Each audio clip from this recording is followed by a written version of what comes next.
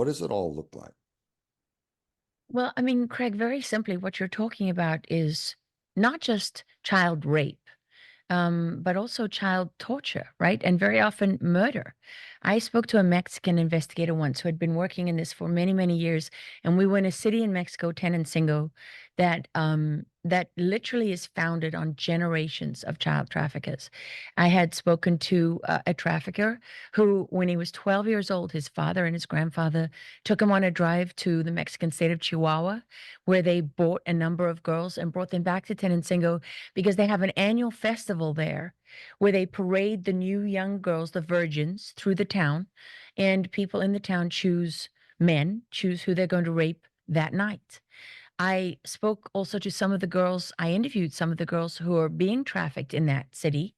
And this was one of the worst interviews I've ever had to sit through because I only realized in that interview that most of the time when I speak to people, whether it's, Yazidi girls that were sex slaves, in northern Iraq and so on, that normally they've been rescued or they've somehow the traumatic event is past.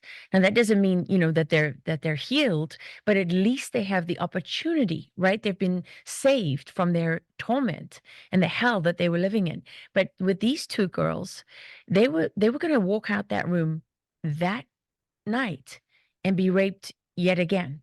And I don't think that people really understand that, some of these girls are sold by their families because they're so poor. And what these girls told me was their both of them was their mother was the one that came to them and said, "I need you to do this for your family." They think they're going to a job or they think they're going, to do something that's going to help feed their brothers and sisters and something that's going to make their parents proud. And then they find that they're kept as prisoners. They are raped 7 days a week. They are never, ever, ever able, even if they're sick, they don't get vacations, they don't get weekends, they don't get afternoons off. You take their identity, you take their family, you take their freedom, you take their dreams, you take all of their hope because there's no way out. They can never come back from it. Many of them are turned into addicts. Many of them are violently abused. The Some of the poorer girls and boys are sent into the porn world, into the very dark world on the dark web, into areas of sadistic pornography.